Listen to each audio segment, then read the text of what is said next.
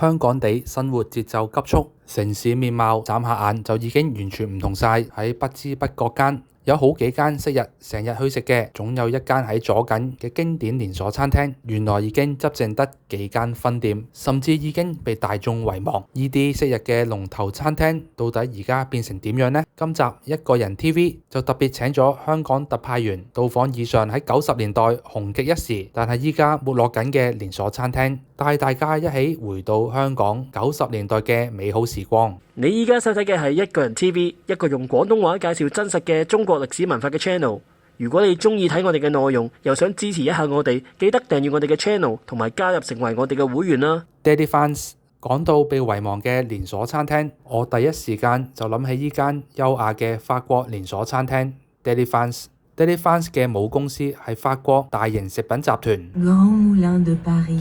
佢專注於生產法式冷凍烘焙產品同埋牛角包，並喺歐洲擁有自己嘅麥田同埋麵粉廠。Daddy Franz 喺1987年正式進駐香港，並喺金鐘開咗第一間法式主題嘅咖啡室餅店。喺2015年嘅時候，Daddy Franz 喺香港有超過30間分店。不過最近幾年佢嘅存在感薄弱咗好多，完全見唔到佢相關嘅宣傳。上 Google 睇翻先發現，而家 Daddy Franz 只係剩翻7間分店咋。我自己本身就唔係成日食 Daddy Franz 嘅，當年佢俾我嘅印象係高級法國嘅咖啡廳。嗰陣時我仲讀緊書，冇咩錢，所以就好少去食 Daddy Franz。記憶中第一次食嘅係小學嗰陣，屋企人帶我去食嘅。而我人生中食嘅第一個牛角包就係喺 Daddy Franz 食㗎啦。喺30年後嘅今日，我仲可以記得咬嘅第一啖，感受到佢好香嘅牛油味。當時我只係覺得原來麵包係可以咁好食嘅。而今日我就再次走入呢個早已被遺忘、位於灣仔嘅 Daddy Franz 分店，入到去竟然感受唔到佢當年高級嘅感覺，依家反而更加似一間價錢中上嘅西餐廳，氣氛變得親民好多。可能因為佢歷年嚟加價嘅幅度都唔大，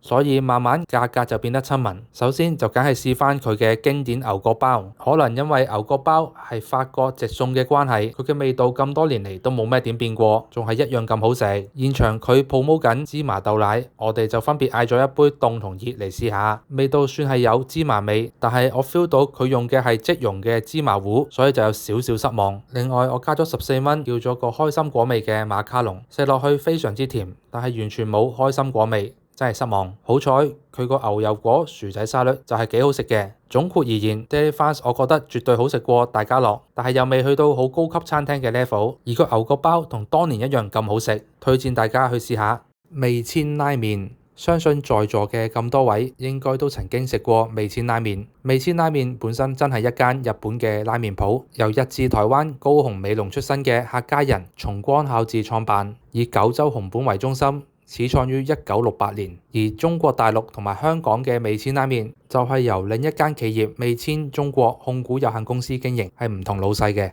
味千拉麵嘅中國控股大股東潘偉係山西出身，1988年隨父母移民嚟香港，1996年喺香港銅鑼灣開設咗第一間味千拉麵，去到2010年，單係香港就超過有30間分店，風頭一時無兩。味千拉麵作為早期登陸喺香港嘅拉麵店，當時候冇乜嘢一風堂一蘭，要喺香港食日本拉麵就冇太多嘅選擇。由於當時嘅香港人對拉麵嘅認識相當有限，所以基本上味千拉麵就等同於正宗嘅日本拉麵嘅代名詞。我記得自己人生食嘅第一碗日本拉麵就真係喺味千拉麵度食嘅。當時我咩都唔識，對拉麵完全冇概念，真係會覺得佢嘅拉麵好好食㗎。直到有一次我同朋友自由行去日本玩，第一次喺日本食咗碗拉麵，我先知道原來自己一直以來都俾味千呃咗。日本拉麵根本就唔係咁樣嘅。而喺2011年，味千發生咗骨湯門事件，味千拉麵承認其標榜大骨熬製嘅湯底被揭發實際係由濃縮液加水還原而成，每碗湯底濃縮液嘅成本僅為人民幣0.7元。隨後調查發現佢嘅湯底嘅鈣含量遠低於宣傳嘅數據，最終因虛假宣傳遭到上海工商部門罰款。從此味千拉麵嘅聲譽就一落千丈，更被網民戲稱為味精拉麵。自此之後我就一次都冇再食過味千。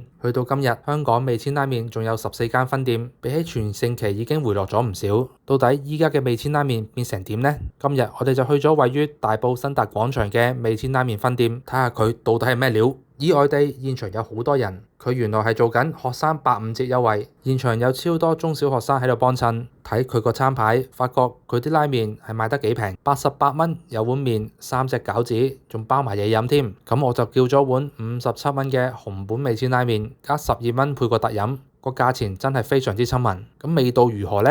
佢個湯底都仲係鹹咗少少，不過個感覺整體嚟講係有進步嘅。雖然食落去都係唔似食緊日本拉麵，如果你唔當佢係一碗日本拉麵，其實都係食得過嘅，至少係對得住個價錢啦。睇嚟味千拉麵以平價拉麵作為市場定位嘅策略係成功嘅。意粉屋。意粉屋喺90至千禧年代可以話係香港最出名、最多人識嘅意大利餐廳。佢喺1979年由一位澳洲同埋一位英國人創立於香港麥地臣街。1991年被大家樂集團收購，全盛時期有26間分店，提供傳統意式薄餅、意大利麵食、歐陸飯類、芝士火鍋等等150多種菜式選擇。喺90年代，如果你想要食意大利麵，第一時間會諗到嘅應該就只有意粉屋同埋馬里奧餐廳。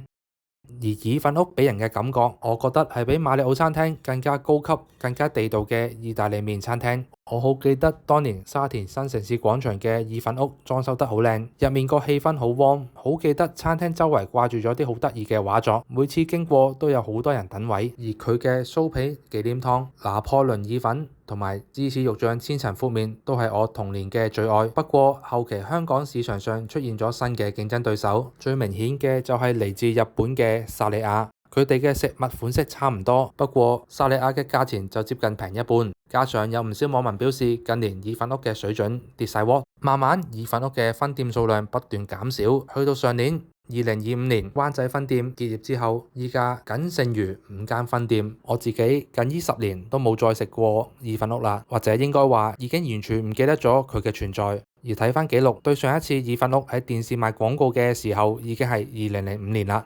今次再食翻意粉屋，係去佢嘅沙田新城市廣場分店。留意翻依間分店已經唔係當年喺戲院隔離個位置，依家係搬咗去7樓。現場嘅餐廳氣氛同以前唔同晒，感覺時尚咗好多，光猛新淨，座位闊落，亦都有好多人食。而我叫咗嘅係368蚊嘅2人餐，價錢都算合理。個龍蝦湯又幾好飲喎，入邊仲有幾粒帶子肉，香味濃郁，湯底好結，唔係稀冧冧嘅。不過我睇翻佢 OpenRice 之前嘅食評，發覺原來以前個龍蝦湯入邊真係有龍蝦肉㗎，依家可能因為成本關係轉咗做帶子肉。而佢主打嘅千層闊麵同樣冇令人失望，芝士同肉醬嘅香味突出，真係覺得好好食。我個人就好中意佢啲闊麵比較厚嘅質感，咬勁十足，爽啊！至於第二個意粉係豐門牛柳配神戶燒肉汁意粉，塊牛柳就唔算韌唔算鞋，個肉汁甜甜地，同意粉配搭好 match。另外飲品我哋叫咗杯咖啡同埋加錢叫咗杯白酒，就正正常常咁啦。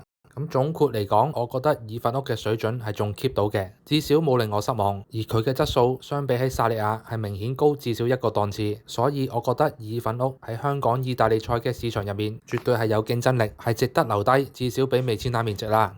最後介紹嘅係曾經嘅香港甜品鋪龍頭大佬滿記甜品。喺1995年，佢喺西貢白手興家，憑住一碗楊枝甘露同埋芒果班戟，將傳統嘅糖水鋪變成一種精緻嘅中產下午茶文化。全盛時期嘅滿記喺香港曾經擁有近20間分店，進駐嘅都係朗豪坊、海港城呢一類一線嘅商場。隨後滿記轉戰中國市場，分店數目一度衝破500間，成為咗港式甜品嘅代名詞。而喺2005年，滿記甜品仲特登請咗香港好出名嘅設計師 Tommy Lee 幫佢哋重新設計個招牌。咁從滿記個招牌可以睇得出，佢係特登設計成繁簡體混合嘅效果。個設計係想討好咩人，相信大家都心裏有數啦。然而隨住手搖飲品席捲全球，大眾對甜品嘅需求減少，滿記嗰種坐低慢慢食嘅模式就顯得有啲吃力啦。香港分店規模縮減至個位數，而中國分店數目亦暴跌至200多間。滿記嘅興衰就正正反映出傳統甜品喺快速時代下嘅生存掙扎。我以前就食過滿記嘅沙田新城市廣場分店，印象之中佢個楊枝甘露係好好食嘅，不過價錢就偏貴，平時真係唔捨得食啊。今次我就去咗滿記嘅南昌分店，間鋪唔算大，現場都唔係好多人食。睇餐牌發現佢嘅招牌甜品芒果班戟同埋榴蓮班戟都冇賣到，咁就唯有試下佢嘅招牌仙草芋圓，另外加一個薑汁桃膠銀耳芋圓。呢兩碗仙草芋圓都整得幾好食，芋圓應該係手工自己做嘅，珍珠個口感軟硬適中，食落去唔會覺得太硬膠。至於價錢方面就貴咗少少啦，不過如果係長者幫襯就係會有9折優惠。感覺香港嘅滿記甜品真係走緊下坡，畢竟甜品並唔係每餐必須要食嘅嘢，而且而家仲有咁多平價嘅代替品，佢嘅前景真係唔太樂觀。而且都感覺到滿記而家將個重心係擺咗喺中國嘅市場入邊。至於香港嘅滿記甜品就有啲佛系經營嘅感覺啦。咁今集就介紹到呢度，你仲記唔記得其他曾經風光一時，依家卻慢慢沒落緊嘅經典餐廳？歡迎留言同大家分享。